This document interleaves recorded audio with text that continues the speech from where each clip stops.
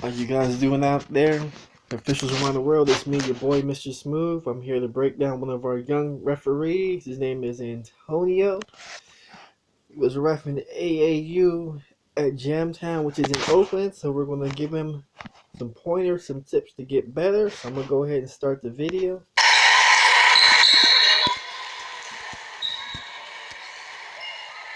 So Antonio will be in the lead.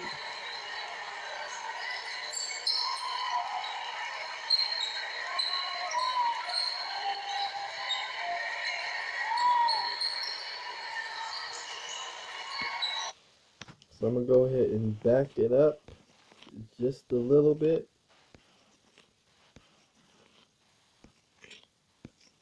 A little bit more, right about there. So as he comes in, I would prefer that if Antonio, instead of coming up so close to the plate, that if he would have been closer to the sideline, he could have came down this way and had the open look, looking at it from this perspective, that angle there, because you can see he's right on top of the plate and the player actually started moving towards him. So you always want to referee in space. You want enough space between you, the players, and the basketball, because you don't want to interfere with the play, but also it'll give you the best field of vision, not only to see the on-ball action, but you'll be able to see any secondary action if we have a screen or anything like that coming from the lead's primary into your primary area of responsibility.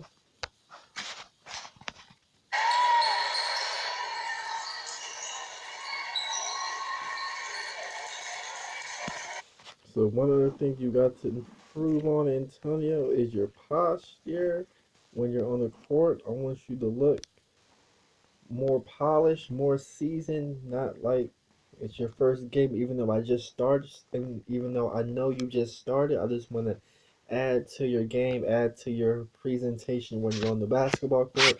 I'll do another video in regards to that. I'm going to focus on mainly your positioning on the basketball court.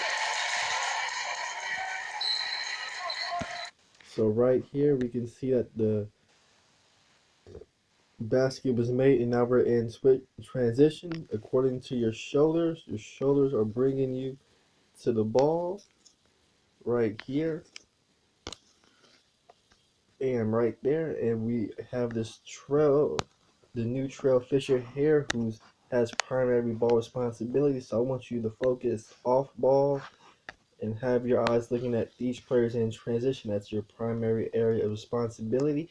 You don't want to get a bad habit of ball watching when you're on the basketball court.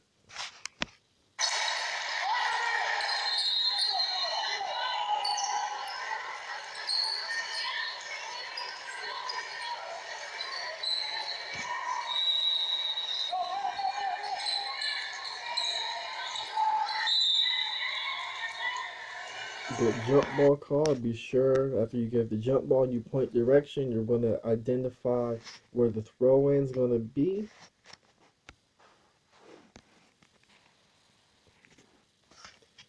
Don't know why I did that. Oh well, we'll sit through it again.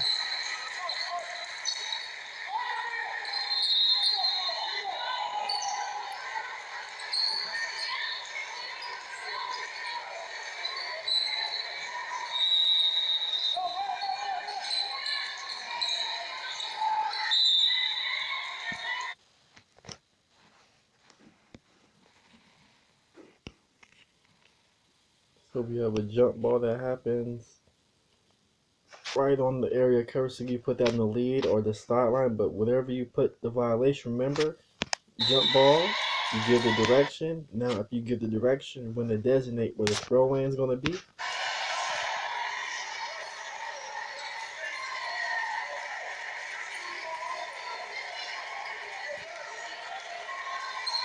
So when you do the throw-in, Antonio, instead of standing to the right side of the player, you want to be on this side of the player. You want to have all the players boxed in between you and your partner. And also, let's say if the defense was applying pressure to this player backed up here. If you had been on the outside, you could just take your couple steps back and maintain your vision looking up the court. But when you're on the inside, you can't move back because now the player that you're giving the ball to is blocking you. So just something small, a little small nuance to be aware of, something you can improve your game with. Another thing you got to do, another mechanic, you got when you put your arm to chop, you want to count with the hand that's away from the player, and you want to chop with the hand that's closer to the player. And also when you do the chop, you want to have your arm straight, and then when you chop, you want to chop with authority, with command, and with strength. Good job having a 10-second count.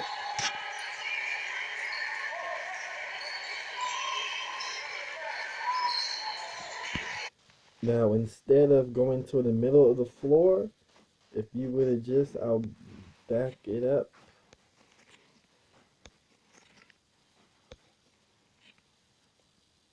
Instead of going to the middle of the floor to get a better look, if you would have had just taken a few steps around and stayed somewhere in this area, I know this player is going to block you, so you may have to come down a little bit further. But whatever that angle would have been, if you would have just stayed and been patient instead of moving, and you would have had the perfect look at the action right here. So you always don't want to move to the middle of the floor. You want to stay connected with the play and get the best angle on everything. So even the balls now, it's in the lead's primary. Again, your lead is here. This player is in the lead's primary. So you as the trail, you want to be on this, closer to this side of the floor, 28-foot line, maybe top of the 3-point line extended, and we want to be looking at this play from the back side.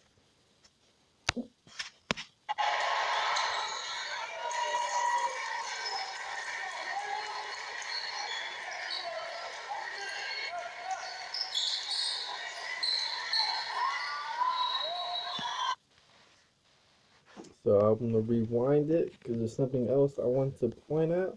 When we have the shot to the basket, I want you to focus on your eyes. You can see that your eyes are strictly looking at the basketball. And if you're looking at the basketball, who's watching all these players here?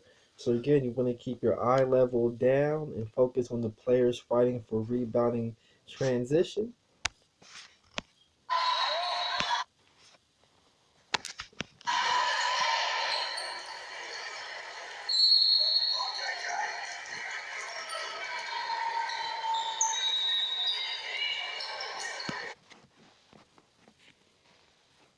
There's something I want to point out here.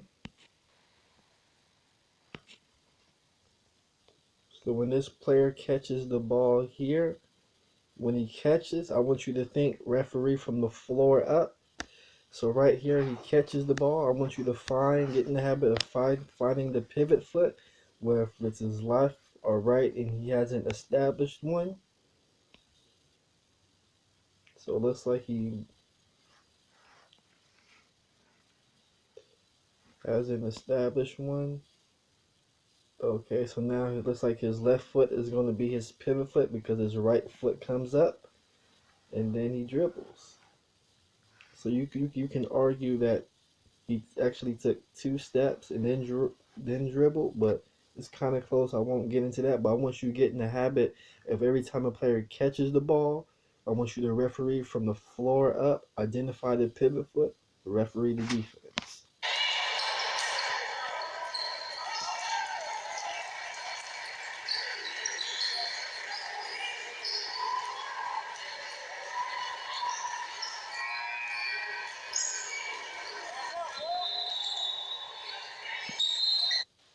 So again, I want you to notice your body language and your posture. You can see you're holding the whistle in your hand. You want to keep your whistle in your mouth.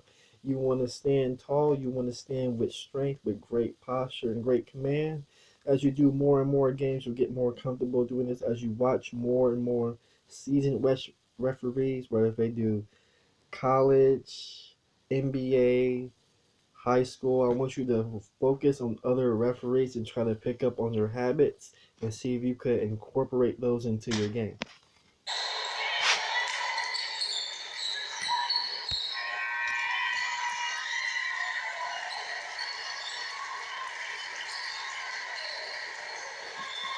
So you got a 5-second count, which is good, a 10-second count, which is good.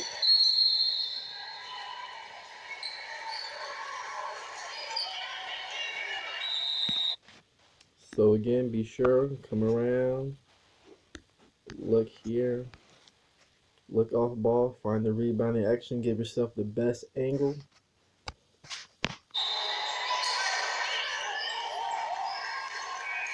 Now right here, you can see that your straight line, you can't really see the defender's hand.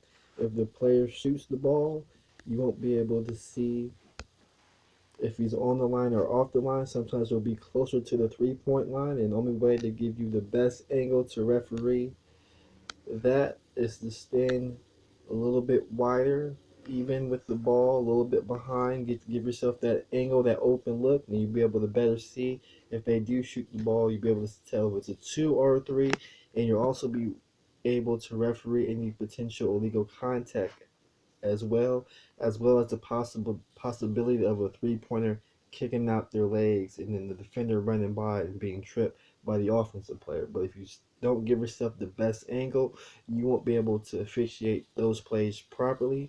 And our plan is to get you in some more highly leveled games, get you into the high school ranks and eventually into the college levels if you so choose.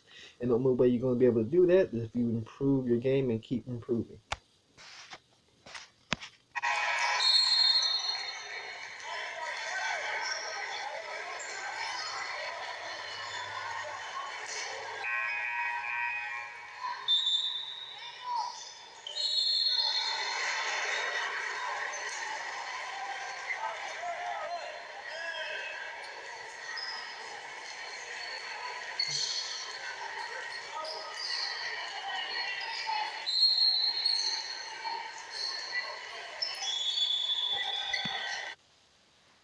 I'll go ahead, I'll back it up a little bit more.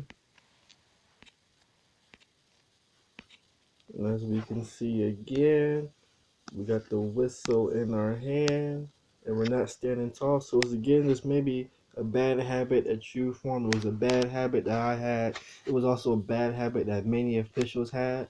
But with the power of video, you should be able to see these habits, see these bad habits, see what you're doing well, keep doing those things, and see the stuff that you need to improve on, and improve upon those things.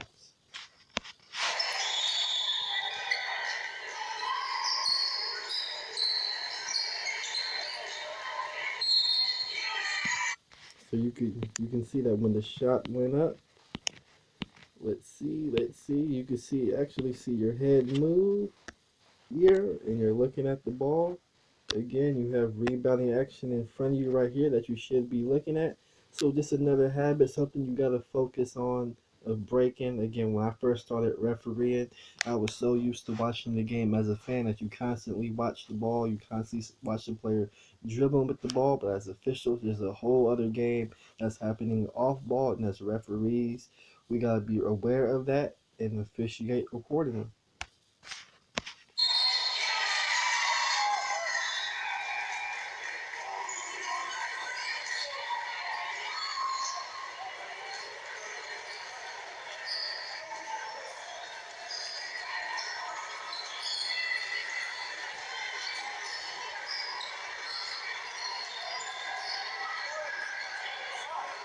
There you go. Mike told you to get to the right side. Remember, you're going to give the ball always. I want you to get in the habit of making eye contact with your partner before you put the ball into play. Before you administer a free throw, always make eye contact with your partner. It will help you. It will help you easier to figure out if you're in the right spot, in the wrong spot, or if your partner is ready or not.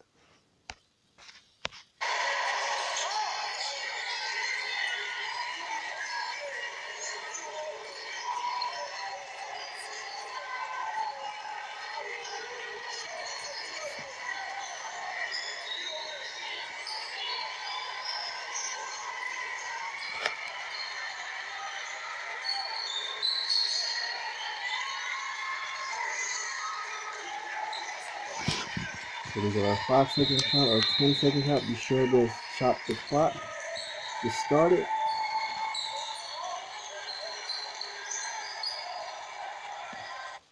Again, improve your movements in the way you get from A to B, then B to C, then C to D. Move with a quicker pace, a more controlled pace. Show that good posture.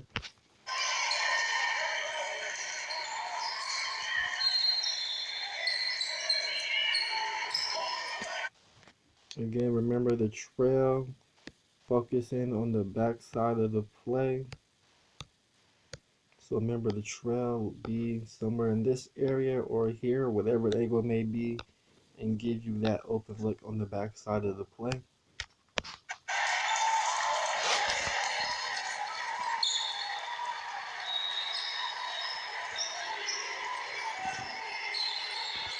You can see your posture, how you're swinging your arms. Remember, you want to stand strong in command.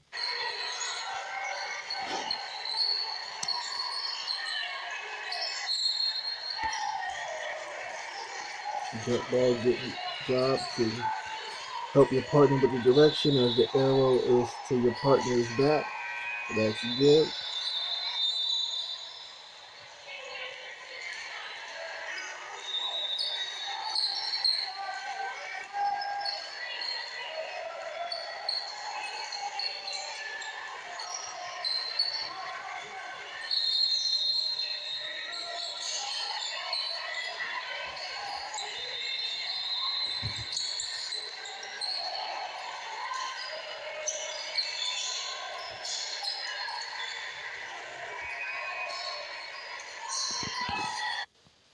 Let me go ahead and back it up one more time.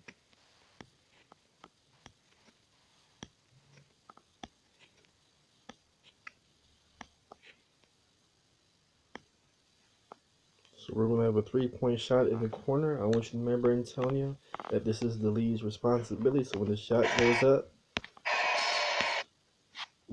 goes up, anticipate your lead to mark it because he's going to have the shoot on the way down. However, in this situation, since he didn't do it and he wasn't looking, he was looking in here and he wasn't wide. So that may be an opportunity where you gave help, but you did. So that's good that you were patient with the 3-point signal. So good job on that possession.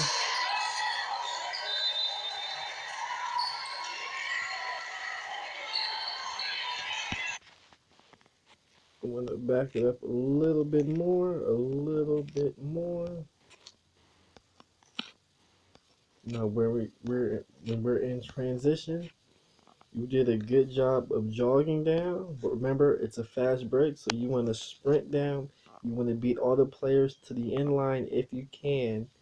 Turn and square your shoulders with the play, so you could accept the play coming towards you instead of running with the play and being even.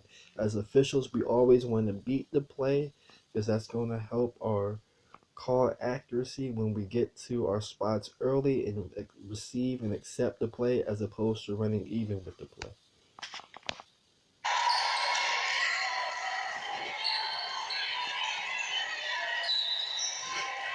So when the ball goes out of bounds, don't worry about getting the ball even if it's at your feet.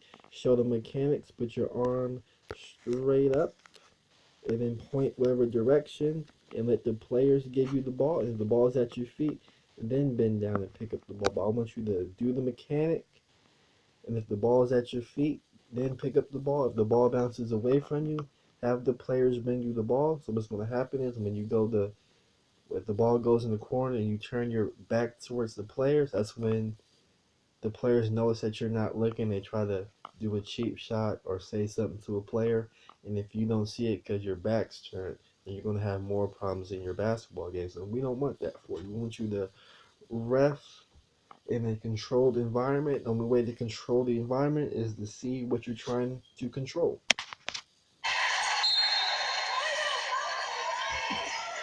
So I think I'm going to do one more possession since we're coming up on a 20-minute video. And I know you millennials got short attention spans. So I'm going to do one more transition. See what happens. See if there's anything else I want to point out. So again, the ball bounced, you went and got the ball, and then you signal it, and then the mechanic first point where the ball is going to be, and then you get the ball.